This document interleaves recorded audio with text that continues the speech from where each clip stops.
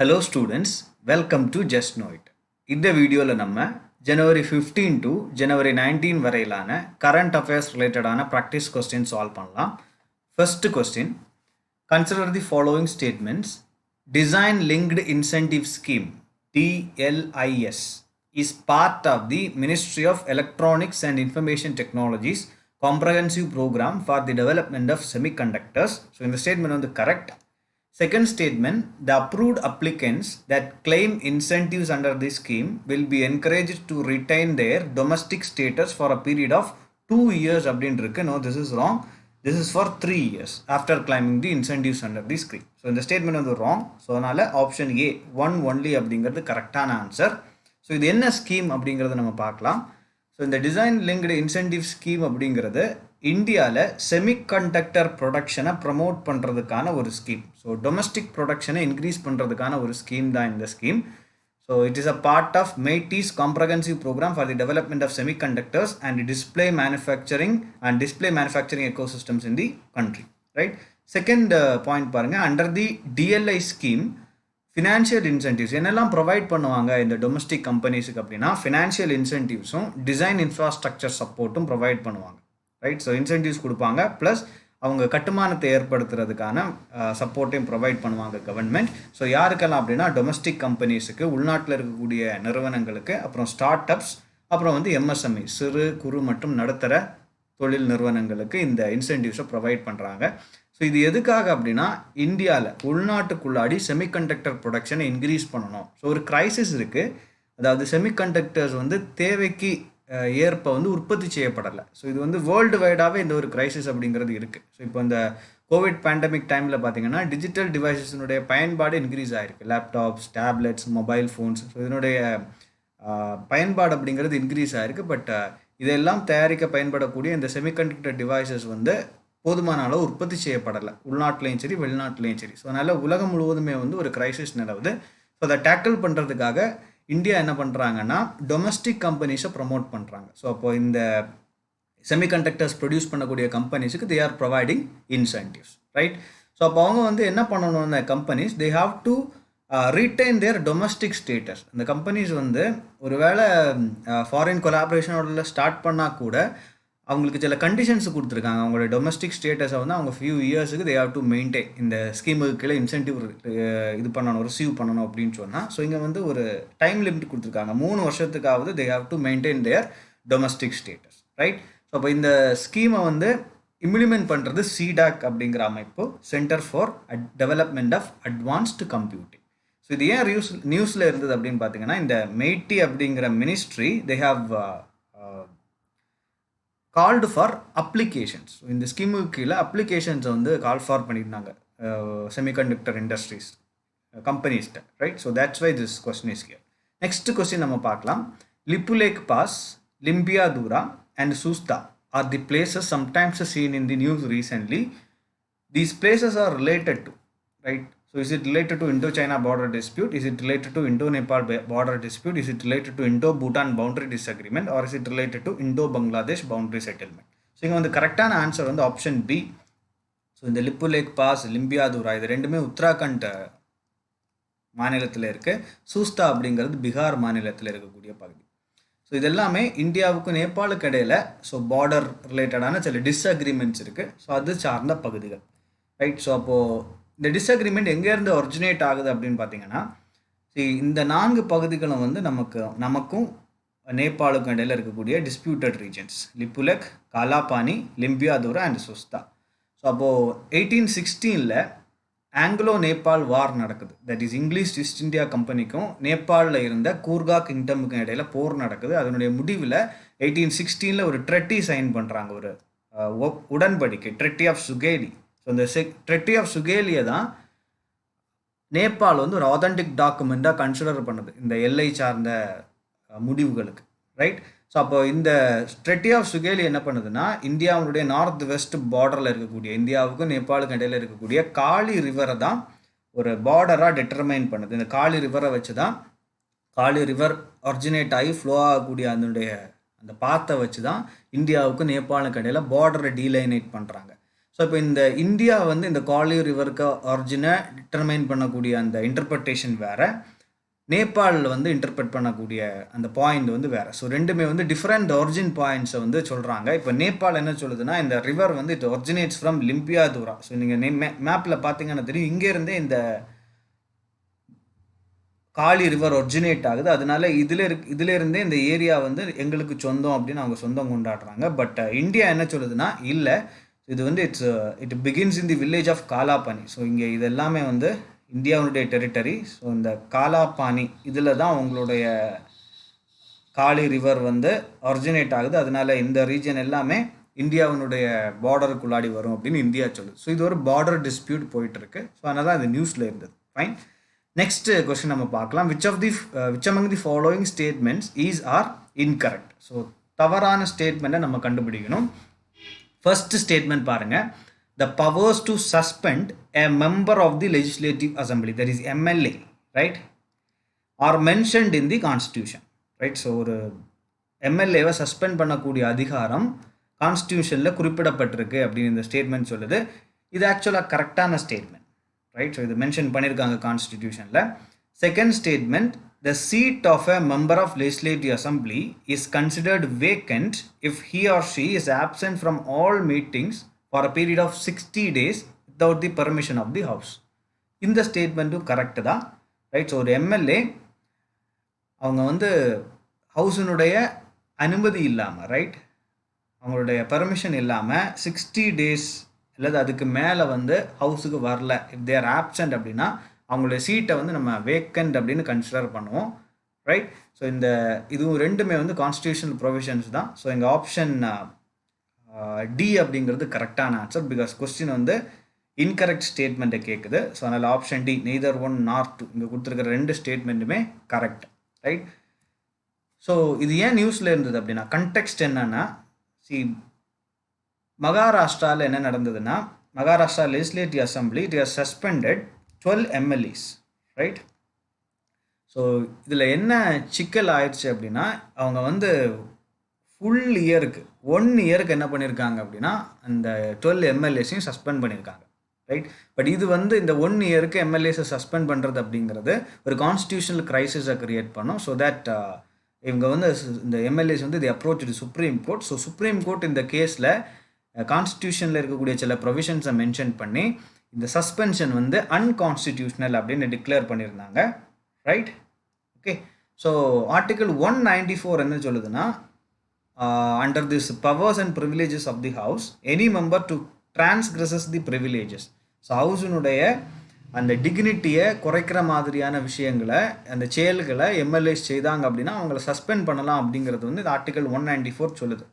பட்டு அதுக்கு வந்து ஒரு டைம் பீரியடை வந்து இந்த ஆர்டிகல் ஸ்பெசிஃபை பண்ணலை, ரைட்? ஸோ பொதுவாக வந்து என்ன பண்ணுவாங்கன்னா, இந்த சஸ்பென்ஷன் வந்து ஒரு செஷன் முடியறது வரைக்கும் சஸ்பெண்ட் பண்ணுவாங்க. இப்போ பட்ஜெட் செஷன் நடக்குதுன்னா, ஸோ இந்த மாதிரி மிஸ்பிஹேவியர் பண்ணுறாங்கன்னா, ஸோ அந்த செஷன் முடிகிற வரைக்கும் அவங்களை சஸ்பெண்ட் பண்ணுவாங்க. பட் இந்த 1 இயர் வரைக்கும் சஸ்பெண்ட் பண்ணுறது அப்படிங்கிறது வந்து அது ஒரு லாங் டேர்ம், அதை வந்து நம்ம கான்ஸ்டியூஷனில் அக்செப்ட் பண்ண முடியாதுன்னு சுப்ரீம் கோர்ட் சொல்லியிருக்குது, ரைட்? இந்த செகண்ட் ஸ்டேட்மெண்ட்டில் நம்ம பார்த்த ப்ரொவிஷனும் கான்ஸ்டியூஷனில் இருக்குது under article 190 subclass 4. So if a period of 60 days a member of a house of the legislature of a state is without permission of the house absent from all meetings thereof, the house may declare his seat vacant, right? So 60 daysக்கோ இல்லை அதுக்கு மேலேயோ அவர் வந்து permission இல்லாமல் absent ஆகிறார் அப்படின்னா அவருக்கு சீட்டை வேக்கண்டாக announce பண்ண முடியும் அப்படின்னு இந்த கான்ஸ்டியூஷனல் ப்ரொவிஷன் சொல்லுது, ரைட்? ஸோ இப்படி ஒரு கான்ஸ்டியூஷனல் கிரைசிஸ் வந்து சுப்ரீம் கோர்ட் அதை வந்து அன்கான்ஸ்டிடியூஷனல் அப்படின்னு சொல்லி டிக்ளேர் பண்ணியிருந்ததுனால தான் இந்த கொஸ்டின் இங்கே இருக்குது, ரைட்? நெக்ஸ்ட் கொஸ்டின் நம்ம பார்க்கலாம். பயோடைவர்சிட்டிஸ் by 2030 initiative is jointly led by. So this initiative is jointly led by World Economic Forum and Alexander von Humboldt Institute, Columbia, right? So இது எதுக்காக அப்படின்னா, பொல்யூஷன்னால அதிகமாக பாதிக்கப்படக்கூடியது வந்து இன்றைக்கி சிட்டிஸாக இருக்குது. சிட்டிஸ் தான் அதிகமாக பொல்யூஷனுக்கு கான்ட்ரிபியூட்டும் பண்ணுது, அதிகமாக பாதிக்கப்படக்கூடியதும் இந்த அர்பன் ரீஜன்ஸாக தான் இருக்குது. ஸோ அப்போ இந்த இனிஷியேட்டிவ் எதுக்காகனா, it AIIMS to support city governments, businesses and citizens to make choices that enable cities to live in harmony with nature. So இயற்கைக்கு கூட ஏந்து வாழக்கூடிய ஒரு செட்டப்பை வந்து அவங்க கிரியேட் பண்ணணும். அதுக்கான ஒரு இனிஷியேட்டிவ் தான் இது வந்து பை 2030, ரைட்? ஃபைன். ஸோ ரீசெண்டாக வந்து ஒரு ரிப்போர்ட்டை ரிலீஸ் பண்ணியிருந்தாங்க, biodiversities by 2030 transforming cities relationship with nature அப்படின்னு. அதனால தான் இந்த அமைப்பு நியூஸில் இருந்தது. ஃபைன். நெக்ஸ்ட் கொஸ்டின் நம்ம பார்க்கலாம். With reference to start up India scheme, which of the following statements is or correct? சரியான ஸ்டேட்மெண்ட்ஸ் எது அப்படின்னு நம்ம கண்டுபிடிக்கணும். ஃபர்ஸ்ட் ஸ்டேட்மெண்ட் பாருங்க, it aims to promote and support the startups in India, right? So startups-ஐ promote பண்ணுறதுக்கான ஒரு scheme தான் இது, by providing bank finances. So இந்த ஸ்டேட்மெண்ட் வந்து correct. Second statement, to be eligible under Startup India scheme, the turnover for all of the financial years since the incorporation or registration has been less than INR 100 crores அப்படின்னு இருக்கு. இந்த ஸ்டேட்மெண்ட்டும் correct தான், right? So start up India ஸ்கீமுக்கு கீழே அவங்க அந்த bank ஃபினான்சஸை வந்து வாங்கணும் அப்படின்னு சொன்னால், ஸோ அவங்களுடைய டேர்ன் ஓவர் வந்து 100 கோடிக்கு மேல் இல்லாமல் இருக்கணும். ஸோ அவங்க இன்கார்பரேட் பண்ண அந்த கம்பெனியை ரெஜிஸ்டர் பண்ணி ஸோ இவ்வளோ ஃபியூ இயர்ஸ் ஆயிருக்கணும். ஸோ அந்த ஃபியூ இயர்ஸில் வந்து அவங்களுடைய turn over it should not be less than it should be less than 100 crores. Okay, 100 crores-க்கு மேலே அவங்க வந்து இன்கம் வந்து காட்டியிருக்கக்கூடாது, இந்த டேர்ன் ஓவர் இருக்கக்கூடாது, ரைட்? ஸோ இங்கே வந்து ஆப்ஷன் சி போத் 1 and 2 அப்படிங்கிறது கரெக்டான ஆன்சர். ஸோ இந்த ஸ்டார்ட் அப் இந்தியா ஸ்கீம் அப்படிங்கிறது முன்னாடியே இன்ட்ரடியூஸ் பண்ணிட்டாங்க. It was introduced in the year 2016, 16th January 2016. இது ஒரு ரொம்ப முக்கியமான ஒரு government scheme. Of course, it aims to promote and support the startups in India by providing bank finances. So recently இது ஏன் நியூஸில் இருந்தது அப்படின்னா, ஸோ இந்த year, right? So 16th January 2022 national start up டேயை அனௌன்ஸ் பண்ணியிருந்தாங்க government of India. That's why this question is here. Okay, next question நம்ம பார்க்கலாம். Consider the following statements. So this is about the generation of world wide web. So Web 1.0 is a generation of World Wide Web in which mostly static web pages were used by the users. So this statement is correct. So the first series la pathina, first series of or first generation of World Wide Web la வந்து so இது 1989 ல introduce ஆச்சு. ஏறக்குறைய 1990 ல இருந்து 1994 வரைக்கும் இந்த first generation அப்படின்னு சொல்றாங்க Web 1.0. ஸோ இந்த டைமில் வந்து யூசர்ஸ் வந்து பொதுவாக web pages, static web pages தான் யூஸ் பண்ணாங்க. ஸோ அதிகமாக வந்து நம்ம இப்போ பார்க்குற மாதிரி வீடியோஸ் இல்லை வந்து பெருசாக கிராஃபிக்கல் கண்டென்ட் எல்லாமே பேஜஸில் இருக்காது. டெக்ஸ்ட் இன்ஃபர்மேஷன் இருக்கும், இமேஜ் இன்ஃபர்மேஷன் இருக்கும். ஸோ அதை தான் அவங்க யூஸ் பண்ணிகிட்டு இருந்தாங்க. ஸோ இந்த டைமில் இனிஷியல் ஸ்டேஜஸில் அதுக்கப்புறமா தான் Web 2.0 வருது. So Web 2.0's user interaction methodologies differentiate it from the previous generation of the World Wide Web. So இந்த user interaction அப்படிங்கிற கான்செப்ட் தான் Web 2.0ல புதுசு. That means user can interact. So அவங்க வந்து லைக் பண்ணலாம், கமெண்ட் பண்ணலாம், upload பண்ணலாம். So நம்ம இன்றைக்கி பயன்படுத்திட்டு இருக்கக்கூடிய சோஷியல் மீடியா, ரைட்? ஸோ இது வந்து இந்த லேட் 1990s ஒரு 95க்கு பிறகு, எஸ்பெஷலி 1999ல் இதை வந்து இம்ப்ளிமெண்ட் பண்ண தொடங்குறாங்க இந்த Web 2.0 இல்லை இருந்த ஃபியூச்சர்ஸை. ஸோ இது வந்து 2004 வரைக்கும் அந்த இம்ப்ளிமெண்டேஷன் பண்ணக்கூடிய அந்த ஆக்டிவிட்டீஸ் வந்து இருக்குது. ஸோ இப்போ வந்து ஃபுல் ஃப்ளட்ஜாக நம்ம பயன்படுத்துறது வந்து இந்த Web 2.0னுடைய ஃபியூச்சர்ஸ் தான், ரைட்? ஸோ இது இவ்வளவு டியூரேஷன் ஆயிருக்கு அதை ஃபுல் இம்ப்ளிமெண்டேஷனுக்கு கொண்டு வரது. ஸோ இனி வந்து என்ன பண்ணுறாங்க அப்படின்னா, they are thinking of Web 3.0. So more transparency, more openness வந்து இந்த வெப்சைட்ஸை ஹேண்டில் பண்ணுறதுல வேணும், இன்டர்நெட் டேட்டாவை ஹேண்டில் பண்ணுறத வேணும் அப்படிங்கிற ஒரு அவேர்னஸ் வேர்ல்ட் ஃபுல்லாக வந்திருக்கு. ஸோ அதனால் they are speaking about this Web 3.0.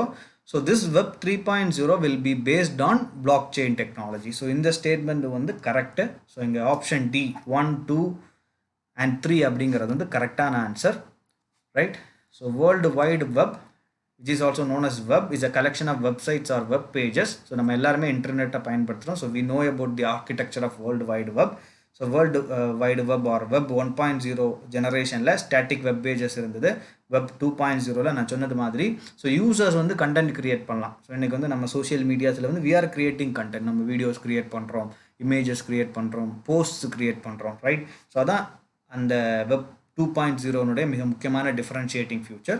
So Web 3.0 இப்போ டிஸ்கஷனில் இருக்கக்கூடிய இல்லை பேசிகிட்டு இருக்கக்கூடிய டெக்னாலஜி டெக்னாலஜி ரிலேட்டடான கம்பெனிஸ் பேசிகிட்டு இருக்கக்கூடிய வெப் 3.0 வந்து ஒரு decentralised internet which will run on blockchain technology. Fine. Next question நம்ம பார்க்கலாம். Which among the following ministry launched the Open Data Week to encourage adoption of open data? So இங்கே வந்து option D ministry of housing and urban affairs அப்படிங்கிறது வந்து கரெக்டான answer. So city management right. So அதுக்காக தான் இந்த open data அப்படிங்கிற கான்செப்டை பேசுகிறாங்க. So data should be open. So டேட்டாவை வந்து ஃப்ரீயாக எல்லாருமே யூஸ் பண்ணணும். It should be reused. So அந்த எஃபிஷியண்டான பர்சன்ஸ் வந்து they should reuse and redistributed. Okay, so அப்போ தான் அந்த டேட்டா வந்து எஃபெக்டிவாக யூஸ் பண்ண முடியும், டிரான்ஸ்பேரன்சி இருக்கும் அப்படிங்கிறது இந்த பிளாட்ஃபார்மினுடைய நோக்கம். So the idea is to provide a platform that offers ample opportunities on how to continue creating and promoting the use of data that addresses the complex urban issues. So டேட்டாஸை பயன்படுத்தி நம்ம என்ன பண்ண முடியும்னா நிறைய பிரச்சனைகளுக்கு தீர்வு காண முடியும். ஸோ குறிப்பாக வந்து இப்போ COVID-19 பேண்டமிக் இருக்குது அப்படின்னா ஸோ நம்ம நெக்ஸ்ட்டு வேவ்ஸை வந்து ப்ரெடிக்ட் பண்ண முடியும். இல்லை வந்து வேக்சின் டேட்டா இருக்குது அப்படின்னு சொன்னால் ஸோ அந்த வேக்சின் கொடுக்குறவங்கள்ட்ட வேக்சின் எடுத்தவங்கக்கிட்ட எப்படி இந்த நோயினுடைய தீவிரத்தன்மை இருக்குது அப்படிங்கிற மாதிரியான ப்ரெடிக்ஷன்ஸை நம்ம க்ரியேட் பண்ணலாம் ரைட். ஸோ ஒரு மேத்தமெட்டிக்கல் மாடல்ஸ் மூலமாக டேட்டாஸை வச்சு நம்ம நல்ல ஒரு எக்கோசிஸ்டத்தை க்ரியேட் பண்ண முடியும். ஸோ இந்த பர்டிகுலர் மிஷன் இந்த ஓப்பன் டேட்டா வீக் அப்படிங்கிறது வந்து இதை வந்து இனிஷியேட் பண்ணது ministry of housing and urban affairs and it focuses on cities especially urban issues in India right. Next question நம்ம பார்க்கலாம். which among the following statements is are correct? So first statement, Yemen is a landlocked country located to the south of Saudi Arabia அப்படின்றிருக்கு. This is wrong actually. Yemen is not a landlocked country. Landlocked country da நிலத்தால் சூழப்பட்ட நாடு அப்படின்னு சொல்லுது. No, this is wrong. Yemen வந்து it's not a landlocked country. It opens into Red Sea, right, and Indian Ocean. So இந்த statement wrong. Second statement பாருங்க, Bab al Mandab strait which connects Red Sea to the Gulf of Aden. So ஒரு நீரிணை இருக்குது. So அந்த நீரிணை வந்து ஏமனில் தான் இருக்குது. ஸோ அந்த ஏமனில் இருக்கக்கூடிய அந்த நீரிணை இந்த பாப் அல் மண்டாப் ஸ்ட்ரைட் இது கனெக்ட்ஸ் ரெட் சீயையும் கல்ஃப் ஆஃப் ஏடனையும் கனெக்ட் பண்ணுது அப்படின்னு இந்த ஸ்டேட்மெண்ட் சொல்லுது. இந்த ஸ்டேட்மெண்ட் வந்து correct. So this is option B 2 only அப்படிங்கிறது கரெக்டான answer. So Yemen borders Saudi Arabia. நீங்கள் பிக்சரில் மேப் பார்க்குறீங்க. ஸோ இது border Saudi Arabia right. So Saudi Arabia இங்கே இருக்குது. அப்புறம் பார்த்திங்கன்னா ஓமன் ரைட். ஸோ இந்த ரெண்டு நாடுகளும் ஏமனுடைய பார்டர் கண்ட்ரிஸ். தென் வந்து இந்த மேரிடைம் பவுண்டரி இருக்குது பாருங்கள், ரெட் சி இருக்குது. ஸோ இது ஓப்பன்ஸ், இது லேண்ட்லாக் கண்ட்ரி கிடையாது, இது opens into Red Sea and Gulf of Aden especially this Indian Ocean region. இந்த பாப் அல் மண்டாப் ஸ்ட்ரெயிட் வந்து இதாக இருக்குது பாருங்கள். ஸோ இந்த ஸ்ட்ரெயிட் வந்து it connects Red Sea and Gulf of Aden right.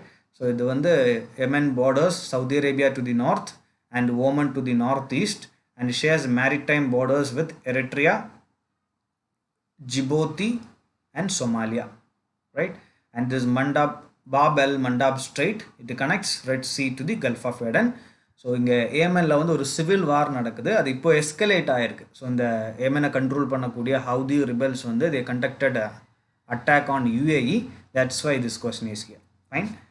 Second, ninth question பார்க்கலாம் நம்ம. which of the following will be the new capital of Indonesia? Right. So இது ஒரு சிம்பிள் கொஸ்டின் தான். ஸோ ஆப்ஷன் சி நுசாந்திரா அப்படிங்கிறது வந்து கரெக்டான answer. So ஏன் இந்த கொஸ்டின் நான் எடுத்தேன் அப்படின்னா, ஸோ இது ஒரு முக்கியமான ஒரு சேஞ்ச். ஸோ ஒரு கண்ட்ரி வந்து கிளைமேட் சேஞ்சினுடைய இம்பேக்ட்னால they are changing their capital. So இந்த ஜகர்த்தாங்கிறது ரொம்ப முக்கியமான சிட்டி இந்தோனேஷியாவை பொறுத்த வரைக்கும். ஸோ அவங்களுடைய அட்மினிஸ்ட்ரேஷன், அவங்களுடைய ஃபினான்ஷியல் ஆக்டிவிட்டீஸ் இது எல்லாத்தினுடைய மையமாக இருந்தது வந்து ஜகர்த்தா தான். பட் இப்போ வந்து அதை சேஞ்ச் பண்ண முடிவெடுத்திருக்காங்க. ஏன் அப்படின்னு சொன்னால் கிளைமேட் சேஞ்சினால. ஸோ பயங்கரமான அர்பனைசேஷன் அங்கே நடந்திருக்கு ஜகர்த்தாவில். ஸோ எந்த அளவுக்குன்னா மழை பெய்யும் போது மழை தண்ணி வந்து சீத்ரூ போகிறதுக்கு ரைட். ஸோ அது வந்து பூமிக்குள்ளாடி போகிறதுக்கு வந்து மண் சர்ஃபேஸே கிடையாது ரைட். ஸோ மண்ணே வந்து கிடையாது. அந்த அளவுக்கு அங்கே வந்து காங்கிரீட்டால் மூடி வச்சுருக்காங்க அந்த சிட்டியை. ஸோ இதனால் வந்து என்ன பண்ணுவோம், அந்த இடத்துல வந்து ஃப்ளட்டிங் ஈஸியாக வந்துடும். இன்னொன்று வந்து அது ஒரு ஐலண்ட். ஓகே. ஸோ அப்போ வந்து சீ லெவல் ரைஸ் ஆகும்போது அது இன்னும் கடுமையாக பாதிக்கப்படும் அப்படிங்கிற இந்த மாதிரியான பிரச்சனைகள் இருக்கிறதுனால they are going to shift their, அதுக்கு ஒரு ரெசல்யூஷன் பாஸ் பண்ணியிருக்காங்க. So they're going to shift their capital to a new city Nusantara. Right. So அது வந்து ஒரு 2000 கிலோமீட்டரில் இருக்குது இந்த ஜகார்த்தாலேருந்து. பட் ஸ்டில் இந்த புதுசாக அவங்க செலக்ட் பண்ணிருக்கக்கூடிய நுசாந்திரா அப்படிங்கிற பகுதி கூட ஸோ அது போர்னியோவில் இருக்குது. ஸோ இந்த ரீஜன் வந்து ரொம்ப ecologically fragile region, right. So environmental activist எல்லாமே வந்து ஸோ அந்த கன்சர்னை ரைஸ் பண்ணியிருக்காங்க. ஸோ இது மூவ் பண்ணுற ஏரியா கூட ரொம்ப பயோடைவர்சிட்டி இருக்கக்கூடிய ரீஜன். அப்போது ஒரு புதிய சிட்டியை வந்து அங்கே க்ரியேட் பண்ணும்போது இன்னும் அதிகமாக அந்த ரீஜன் பாதிக்கப்படும் அப்படின்னு அவங்க சொல்லியிருக்கிறாங்க, right. So ஜகர்த்தா has long been plagued by serious infrastructure problem and flooding exacerbated by the climate change, with expert predicting up to a third of the city could be underwater by 2050. So 2030 அதில் அந்த சிட்டியினுடைய 1/3 என்ன ஆயிரும் அப்படின்னா இதுக்குள்ளாடி போயிடும், தண்ணிக்குள்ளாடி போயிடும் அப்படின்னு predict பண்ணுறாங்க. So அதனால தான் இந்த நுசாந்திராவுக்கு இதை மாற்றுறாங்க, ரைட். நெக்ஸ்ட் கொஸ்டின் நம்ம பார்க்கலாம். Which among the following statements is or incorrect? We have to find out the incorrect statements. So first statement பாருங்க. World Employment and Social Outlook Trends is a report released by the International Labour Organization. So இந்த statement வந்து correct, right. Second statement பாருங்கள். Global Cyber Security Outlook is a report released by the International Telecommunication Union. So this statement is wrong. So the Global Cyber Security Outlook is a report released by the World Economic Forum, not by International Telecommunication Union. So இங்கே incorrect statement கேட்குது question. அதனால் option B 2 only அப்படிங்கிறது கரெக்டான answer. So World Employment and Social Outlook Trends 2022 is a report released by International Labour Organization. So இதுலேருந்து நமக்கு நிறைய தகவல்கள் கிடைக்குது இந்த ரிப்போர்ட்லேருந்து. It gives us information about unemployment, global லெவலில் அன்எம்ப்ளாய்மெண்ட் எப்படி இருக்குது அப்படிங்கிற ஒரு அசஸ்மெண்ட்டை நமக்கு கொடுக்கும். அப்புறம் குளோபல் ஒர்க்கிங் ஹவர்ஸ் எப்படி சேஞ்ச் ஆகிருக்கு, especially after this Covid pandemic global working hours எப்படி மாறி இருக்கு, அப்புறம் குளோபல் லேபர் ஃபோர்ஸ் பார்ட்டிசிபேஷன் எப்படி இருக்குது அப்படிங்கிற இந்த மாதிரியான இண்டிகேட்டர்ஸை பேஸ் பண்ணி தான் இந்த ரிப்போர்ட் தயாரிக்கிறாங்க. ஸோ இது ரிலேட்டடான இன்ஃபர்மேஷன்லாம் நமக்கு கிடைக்கும். நெக்ஸ்ட் வந்து global cyber security outlook is a report released by world economic forum. So இந்த வேர்ல்ட் எக்கனாமிக் ஃபோரத்தினுடைய ஆனுவல் மீட்டிங்கும் ரீசெண்டாக ஸ்டார்ட் ஆயிருந்தது தவோஸ், சுவிட்சர்லாண்டில்.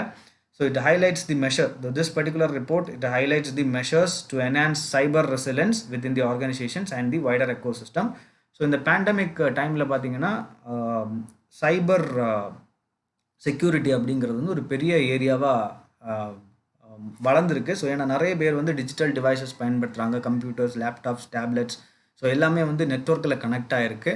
ஸோ அப்போது ஃபினான்ஸுக்கு, எஜுகேஷனுக்கு, ஸோ எல்லா அப்ளிகேஷன்ஸுமே வந்து அதில் இருக்குது, ரைட். ஸோ இந்த சைபர் ஏரியாவில் இருக்குது. ஸோ அப்போ இதை பயன்படுத்தும் போது, இவ்வளவு டிவைசஸை பயன்படுத்தும் போது சைபர் செக்யூரிட்டி ரிலேட்டடான கன்சர்ன்ஸும் வேர்ல்டு வைடில் ரைஸ் ஆகிருக்கு. ஸோ இந்த ரிப்போர்ட் என்ன சொல்லுதுன்னா 151% இன்க்ரீஸ் இருக்குது சைபர் செக்யூரிட்டி ரிலேட்டடான அட்வர்ஸ் ஈவெண்ட்ஸ், ரைட். ஸோ சைபர் த்ரெட்ஸ் அப்படிங்கிறது வந்து 151% இன்க்ரீஸ் ஆகிருக்கு அப்படின்னு இந்த ரிப்போர்ட் முன் வச்சிருக்கு, ஒரு தகவலை முன் வச்சிருக்கு, ரைட். ஸோ இவ்வளவு தான் நண்பர்களே இந்த video. Thank you so much for வாட்சிங். இந்த வீடியோ உங்களுக்கு பிடிச்சிருந்தா லைக் பண்ணுங்கள், மற்ற தேர்வுகளோட ஷேர் பண்ணுங்கள், உங்களுடைய ஒப்பீனியன்ஸை கமெண்டில் பதிவிடுங்க. ரொம்ப முக்கியமாக இந்த சேனலுக்கு சப்ஸ்கிரைப் பண்ணுங்கள். ஸோ தட் இன்னும் பல கேள்விகளையும் இன்னும் பல தகவல்களையும் நீங்கள் தெரிந்து கொள்ள முடியும். இன்னொரு வீடியோவில் இன்னும் பல கேள்விகளோடையும் இன்னும் பல தகவல்களோடையும் உங்களை சந்திக்கிறேன். நன்றி.